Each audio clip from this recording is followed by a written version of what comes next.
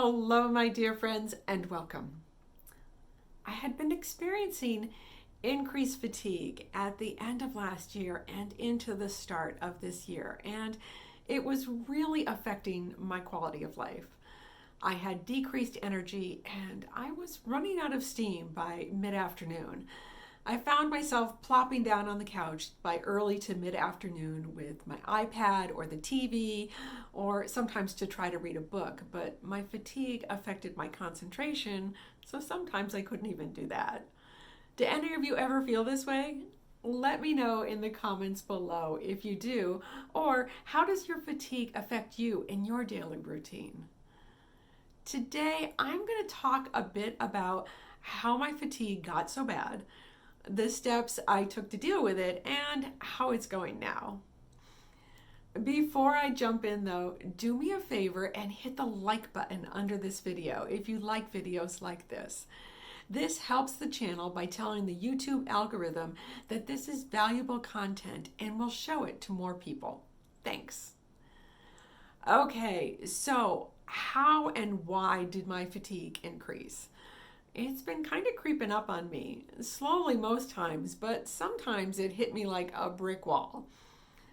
The past 2 years have been hard, like globally hard. We've been in a freaking pandemic. There is political unrest and some crazy environmental events too. And all of our routines are off. All of our stress levels are high. We're not exercising like we used to. I hadn't been comfortable going to the gym or going out and about in general. And we're not interacting like we used to. Is anyone else done with Zoom calls or other online meetings? And we're not sleeping like we used to. There's a lot going on in our world and a lot to think about. And I don't know about you, but I may have made some poor choices when it comes to my diet. Give me a been there, done that in the comments if you experienced any of these. I believe all of these has led to increased fatigue. Did you know that fatigue is one of the most common symptoms of MS? It's also one of the most common reasons that MS patients leave the workforce. Yup, we struggle to make it through the workday. So, what am I doing to help my fatigue? I'm taking 4 steps. I'm cleaning up my diet. I'm adding more movement throughout my day. I'm working on improving my sleep hygiene habits. And I'm implementing some kindness back into my life, especially towards myself. So let's dive a bit into each step. First is diet. I needed to clean up my diet a bit and fuel myself with the cleanest, most nutrient-dense and anti-inflammatory foods possible. Eating a whole food, plant-based diet is part of how I live well with my MS, but I slipped up. I let stress drive my eating, and I said to myself, oh, it's only a few potato chips. It's vegan takeout. How bad can it be? Or just a little bit of white bread. All those little slip-ups added up and added inflammation and extra pounds. I started getting back on track by adding a big salad every day at lunch. It's the easiest way to get a good variety of healthy foods back into my day, like dark green leafy veggies, peppers, purple cabbages, carrots, cucumbers, celery, Vidalia onion, tomatoes, some beans, and some healthy fats in the dressings from flax seeds or hemp hearts. Would you guys like to see how I make my homemade dressings and sauces? Let me know in the comments below. I also added more variety of fruits by making a fruit smoothie for my snack.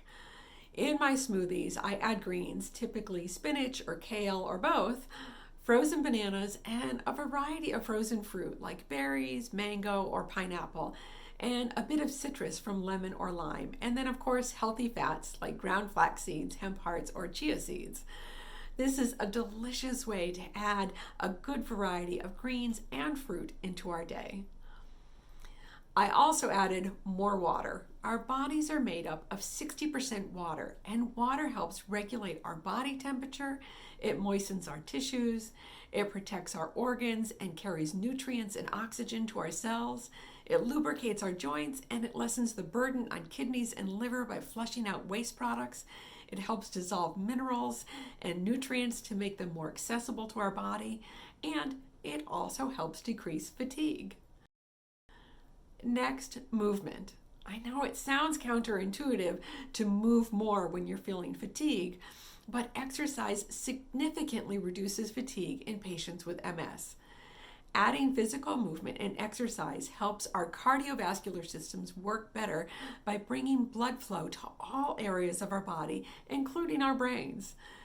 It also helps keep our muscles in better shape so we're stronger and more physically stable. I recently started adding regular exercise throughout the day. I'm trying to get 1,000 steps an hour by using my Fitbit to remind me to move every hour. And you could set a reminder on your phone or your computer or your tablet. And I do this between the hours of 7 a.m. and 7 p.m. This gives me 12,000 steps a day, or about 4.5 miles. It also gets my blood moving every hour. It's really easy for me to sit at my computer for hours on end. Does this ever happen to you? It just makes me more tired to sit there. I've definitely noticed that my fatigue has decreased by adding movement throughout my day. Next is sleep. This one's a challenge for me. I try to sleep well, but it doesn't always happen. I can fall asleep pretty well, but staying asleep is more of a challenge. And once I wake up in the middle of the night or in the wee hours of the morning, my brain turns on and I start to think about work or my to-do list or that snappy comeback I could have said to that conversation earlier in the day. Does this happen to any of you? Let me know below.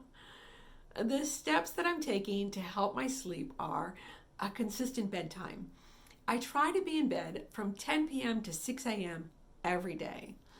I try not to eat too close to bedtime. When I do intermittent fasting, I feel better and I sleep better. I try to eat between 12 p.m. and 8 p.m. and I sleep better when my tummy's not busy trying to digest food.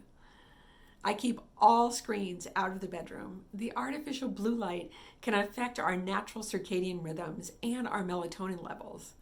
I try lowering the light levels in our house after dinner as a signal to my body that it's almost time to sleep. And I keep my bedroom cool and dark. Light in the bedroom can interfere with our sleep, and a recent study showed it can have negative effects on our health. It can impair glucose and cardiovascular regulation, which are risk factors for heart disease, diabetes, and metabolic syndrome. I also take muscle relaxers at bedtime. I have spasms and tightness due to my MS, and they can keep me from sleeping well. The muscle relaxer helps with both of those. And finally, kindness. Under the heading of kindness comes self-care and stress reduction. I'm meditating more regularly and being gentle with myself. It's amazing how taking just 10 mindful breaths when I get into bed at night and 10 more in the morning before I get out of bed can have great benefits. I also try to do a minimum of a 20-minute guided meditation each morning to help set my intentions for the day.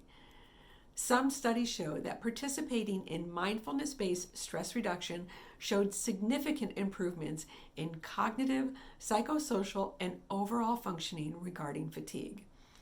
Amazing how something so simple as being mindful can improve our fatigue.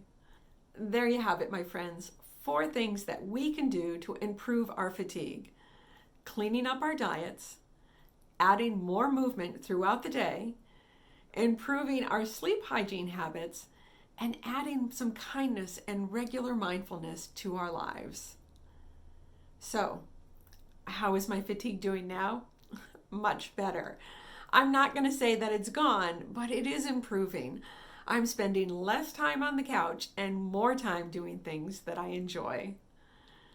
Thank you so much for joining me today. The question of the day is, how are you doing with your fatigue? Let me know in the comments below. If you enjoyed this video, please do me a favor and hit the like button under the video.